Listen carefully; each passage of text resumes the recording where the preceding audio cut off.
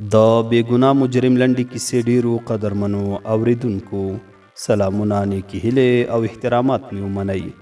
قدرمنو اوریدونکو، د بېګناه مجرم لنډې کیسې لومړۍ برخې ته مو زه سمیع الله ایوبي هرکلی کوم. دا هم تاسې او دا هم د کیسې لومړۍ برخه. امید لرم چې دغه خوندوره کیسه تر پایه پورې راسره واورئ.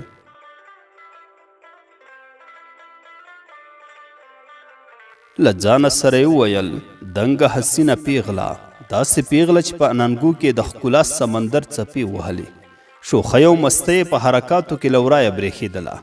بس تا به ویل چې د ښاپیرو له کلي راغلې ده. د لا په دې باب فکر کاوه او همغه شان د ښار په ګاڼه ګوڼه کې ولاړ و چې پر یوې پیغلې سترګې ولګېدې. له ځان سره یې وویل، که بخت مې بیدار وي نو اوس به معلومه شي چې هغه ده او که نه. نظر یې د پیغلې په څېره کې محوه و، اروا یې د هغې په ښکلا کې ورکه وه. پیغله له سړک بلې خوا واوښته، لږه شیبه سوچ غافله کړ، ټکان یې وخوړ. پیغله یې د سړک بلې خوا ولیدله، په بې صبرۍ سره یې په داسې حال کې له سړک نه د تېرېدو هڅه وکړه چې له تیز رفتارو موټرو ډک و. څو قدمه به یې پر سړک واخیستل، د موټرو له ویرې به زر په شا شو. هغه په ورخطا حالت هغه پیغله څارله چې له سړک نه بلې خوا اوښتې او نږدې وه چې د خلکو په بیروبار کې ورکه شي. زړه یې ټوپونه وهل، لکه په لږه شیبه کې چې کوم طلایي مرغه په لاس ورتلونکی وي. په روحیاتو کې د بې صبرۍ توپان داسې څپې وهلې، تا به چې خپله اروا یې ولیدله چې له ده په خفه حالت کې روانه ده. په اوتر حالت یې سترګې د هغې پیغلې په وروستي تصویر کې چې پناه کېدونکی و خښې کړې وې. پیغله له سترګو پناه شوه، د اټکل له مخې یې داسې وانګېرله چې ګوندې مخامخ هوټل ته پورته شوه. پر سړک لا د موټرو بهیر همغه شان مات و. ګرانه وه چې څوک دې په اسانه له سړکه تیر شي. د هغه بې صبره زړه یوه شیبه هم انتظار نه شو کولی. پر سړک یې ورمنډه کړل، یوه چیغه یې له خولې ووتله. روانو موټرونو په ناڅاپي حالت کې بریکونه ونیول او پر سړک یې د ټایرونو تورې لیکې پرېښودې. هغه له سړک نه پورې ووت. څو موټر چلوونکو پرې غږونه وکړل، ای احمقه، لکه چې په ژوند پورې پتنګ شوی. هغه د خلکو په ګڼه ګوڼه کې په منډو وهلو سر شو. پولیسو دا فکر کاوه چې کوم مجرم د تېښتې په حال کې دی. ورپسې شول، شپېلاکونه یې سره ووهل. لږه شیبه د سړک دواړو خواوو ته بې شمېره کسانو د دغې معما ننداره کوله. ځینو د لوړ پوړیزو ودانیو له کړکیو سرونه رایستلي وو او لاندې راغونډو شویو خلکو ته کتل. خو کرار کرار د خاموشو ولاړو ننداره کوونکو سکوت مات شو او تګ راتګ بیا پیل شو. پولیسو ډیر شکمن کسان ونیول او پوښتنې ورنه وکړې، خو هغه یې پیدا نه کړ. یو پولیس د حمام مخې ته له ناست موچي نه وپوښتل، باداره، دا سړی چې منډې وهلې و دې نه پېژاند؟ هغه مسکی شو، ویې ویل، هو صاحبه، هغه د ښاروالۍ مامور دی، په 4مه ناحیه کې اوسیږي. دلته کله ناکله حمام ته راځي. ما یې ډېر ځله بوټان رنګ کړي دي. بد سړی نه دی، نه پوهېږم څه ورپېښه وه چې نږدې ځان په موټر وهلی و. پولیس شونډې بوڅې کړې، د خپل یادښت کتابچه یې راواخیسته او پکې ویې لیکل، د ښاروالۍ مامور، د ښار 4مه ناحیه. بیا یې موچي ته په مهربانه انداز وکتل، ورنه ویې پوښتل، ګرانه، نوم یې نه پېژنې؟ هغه بې پروا خندا وکړه، نه صاحب، زه به د چا نوم یادوم، خو دومره پوهېږم چې د ښاروالۍ مامور دی او یو ورځ یې ویلي وو چې په 4مه ناحیه کې اوسیږي. ګیرر ښیي، کله کله توره دریشي اغوندي او تور بوټان په پښو کوي. عمر به له 40 کالو کم نه وي. نور یې زه هم نه پېژنم چې دا د هوا مرغه څوک دی. پولیس وخندل، ویې ویل، خلیفه جانه، د هوا مرغه نیول زموږ کار دی، ستا ترې نوره بلا هم خلاصه ده. زه به حوالهدار ته ووایم چې له خلیفه جان سره ګزاره کوه، موږ ته د ډېره اوږده لار اسانه کړه. د پولیسو افسر د سړک پر غاړه ودرېده، له ځان سره څو پوښتنې طرحه کړې. دا سړی ولې وتښتېده؟ آیا د تېرې ورځې د بانک له پیښې سره تړاو نه لري؟ که داسې نه وي نو خامخا یې کوم جرم درلود. بیا یې خپلو پوښتنو ته د ځواب له بریده وکتل. شونډې وچیچلې، ویې ویل، ګمان کوم د هغه بانډ غړی وي چې د یوې ځوانې جینۍ په مټ یې د بانک له مخې نه د پیسو بکس غلا کړ. ښایي اوس یې د بلې کومې ډاکې یا غلا نیت درلود، ځکه د بانک مخې ته ولاړ و. له غروره په ډک انداز یې وویل، دا سپیان چې پولیس وویني بیا پرې ځمکه سور ته نور شي. ته به وایې وزرې پیدا کړې او په کوم لور والود. دا وخت د موچي دا خبره په زړه کې تکرار کړه چې د ښاروالۍ مامور، د ښار په 4مه ناحیه کې 40 کاله عمر، ګلاب د هوټل مخې ته سا نیولی ودرېده. ګمان یې کاوه چې جنۍ به په همدې هوټل کې وي. په زړه کې وویل کومه ګرانه خبره نه ده، زه به د هوټل ټولې نجونې له سترګو وباسم. بیا یې وویل که د هوټل خاوند رانه پوښتنه وکړه ورته به څه وایم؟ لږه شېبه وروسته یې د ډاډ ساه واخیسته. ویې ویل د هوټل خاوند ته به ځان ور وپېژنم چې د ښاروالۍ مامور یم. بیا یې وویل نه که خپله یې ونه پېژندلم هسې کیسه ترې نه جوړوم. ډېر ځله رښتیا وینا سړی په سین لاهو کوي. دا لانجې خو راته له خپل صدق او سادهتوب نه پیدا شوي. اوس باید زه د یو چالاکه پولیس په څېر د دغې پیښې په باب معلومات راغونډ کړم. له دې سره هوټل ته ننوت. د هوټل ډېر میزونه له ښځو سړو نجونو ډک وو. ویې لیدل چې څوک ډوډۍ خوري او څوک د چایو پر څښلو بوخت دي. د کاشوغو پنجو ترخاری د هوټل خاموشي ماتوله. لږه شېبه د هوټل د مشر میز تر خوا ودرېده. هره جنۍ او مېرمن یې بېله بېله د نظر په ترازو وتلله. یوې ته به ځیر شو، ګمان به یې کوه چې هغه جنۍ یې وموندله. بیا به یې له لږ سوچ وروسته وویل نه دا له هغې سره ډېر توپیر لري.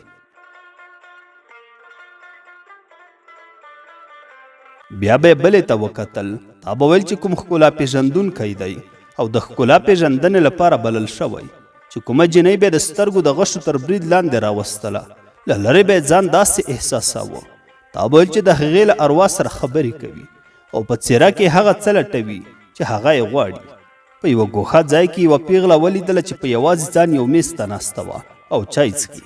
لږه شېبه یې هغه صحنه سترګو ته شوه چې د له سړک نه د تېرېدو پر وخت په یوې جنۍ پسې منډې وهلې او هغه لکه د برېښنا پړق ورکه شوه. له ځان سره یې فکر وکړ او ویې ویل کیدای شي همدا وي. دا وخت د هوټل یو شاګرد خواته راغی او ورته ویې ویل کاکا جانه تاسې ډېر پریشانه ښکارئ، راځئ میز ته تشریف یوسئ. پلاو چلو قورمه قابلي هر څه شته. د خېټې ازار لویه ګناه ده. اول طعام دی بیا کلام، هر څه به اسانه شي. هغه پر خوله ګوته کېښود او د چیش په آواز یې هغه په دې وپوهاوه چې خاموشه شي. بیا پر دخل ناست د هوټل مشر ته د رمز په انداز سترګه ووهله. هغه ووېرېده. ګمان یې وکړ چې د پټو پولیسو کوم غړی دی او د چا څارنه کوي. مامور ګلاب کرار د هغې جنۍ پر لور قدمونه واخیستل چې تورې عینکې پر سترګو وي. تر خوا یې مخامخ یو میز ته ناست د سور رنګي ګروپ رڼا ته د جلۍ له سرو شونډو زرینه وړانګه پورته کېده لکه د ګلاب تر غوټۍ چې د سهار پرخه پرته وي او د لمر وړانګو ته پړک وهي. پیغله ډېره حسینه وه. په خیال کې ور وګرځېده چې همداسې پیغلې ورسره دوکه وکړه او تری تمه شوه. بیا به یې د هغې پیغلې نیم یادی تصویر له دې سره پرتله کړ او د وروستۍ پرېکړې په باب به یې یوې پایلې ته د رسېدو هڅه وکړه. دا وخت ور په یاد شو چې د هغې پیغلې سترګې شنې وې او د خبرو پر وخت به یې مهربانه مسکا کوله، خو د دې پیغلې پر شونډو هغه سپرلی نه لیدل کېږي. بیا یې وویل هغه مسکا خو له چل او فریب نه ډکه وه. ښایي همدا پیغله وي. که له سترګو عینکې ښکته شي زه یې پېژنم. خو اوس باید په دې خبره پوه شم چې د دغې کبرجنې ښاپېرۍ له خولې څنګه خبرې رایستلی شم. یو ځل بیا یې د سترګو لاندې هغې ته وکتل. د ستوني پر اخکلو یې د هغې پام ځان ته راواړوو. پیغلې ته په کتو یې بې مفهومه مسکا وکړه. هغې په تریو تندیو له نفرته په ډک انداز مخ ور واړوه. په روحیاتو یې د خجالت ستونتیا خپره شوه. یو ځل بیا یې له هغې سره د خبرو کولو اراده وکړه. پر شونډو یې له لمدې ژبې راښکلو وروسته وویل ای محترمې له تا سره څو خبرې کولی شم؟ پیغلې له احتیاطه په ډک انداز وویل څه خبره ده؟ څه ویل غواړې؟ مامور ګلاب لږ څه ور نږدې شو لکه یو ناروغ چې ډاکټر ته د خپلې پټې ناروغۍ مرموزه کیسه کوي. ورته په مهربانه او له عذره په ډکه لهجه وویل ګرانې تېره ورځ مې له تا سره د بانک مخې ته ملاقات وشو، خو بیا د سترګو په رب کې پناه شوې. هغې د حیرانتیا په انداز اوږې ووهلې. ښکتنۍ شونډه یې نیم انچ د باندې وویستله او په خوره مغرور حالت کې وویل جنابه تاسې سهوه شوي یاست، زه د لومړي ځل لپاره له تاسو سره ګورم. ګلاب په زړه کې وویل د خبرو انداز یې د همغې پیغلې په شان دی، ویښتان یې هم همغه شان طلایي دي. هغه وخت ما په شوخ انداز کې لیدلې وه، سمه د اور لمبه وه، خو اوس یې په څېره کې هغه شوخي نه لیدل کېږي. بیا یې وویل ما ته خو همغه مکاره ښکاري، اوس یې راته له ځانه پرښته جوړه کړې. دا سره او سپین اننګي یې وګوره چې همغه جنۍ نه ده نو څوک ده؟ ګمان کوم چې سترګې به یې هم شنې وي، که عینکې له سترګو لرې کړي. دا به هم راته معلومه شي. بیا یې پر مخ لاس تېر کړ، له ځانه سره یې وویل خدای مې دې غاړه نه بندوي، راته هماغه چوتاره ښکاري. له دې سره له پیغلې د بلې پوښتنې تکل وکړ.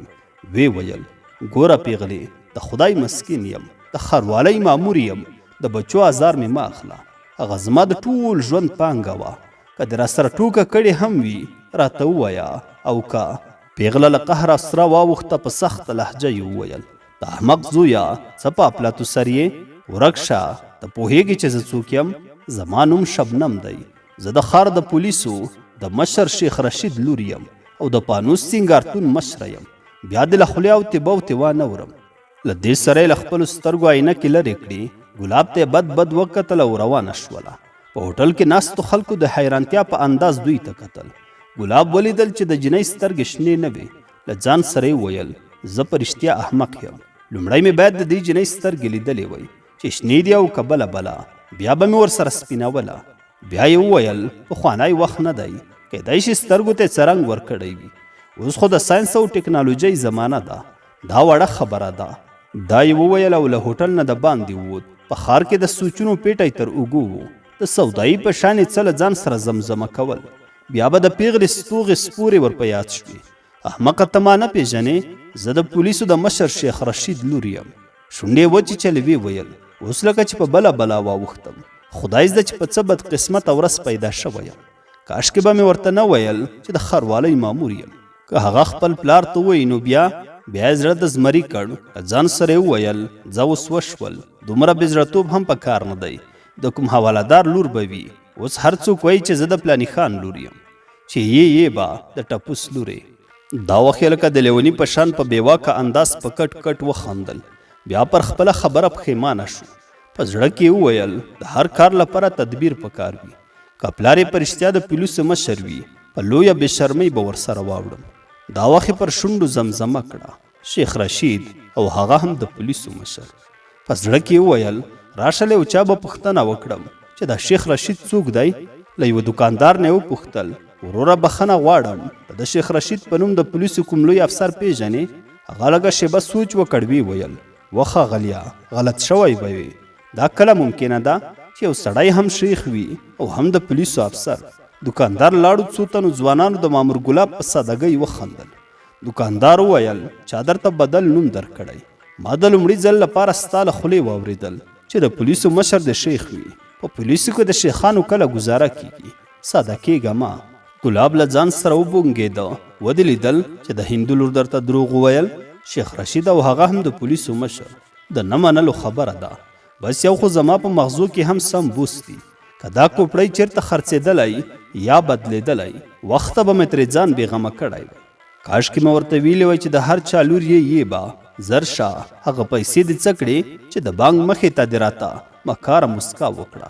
د پیسو بکسه دې رانه والوزوله او لکه پیری د سترګو په رپ کې پناه شي.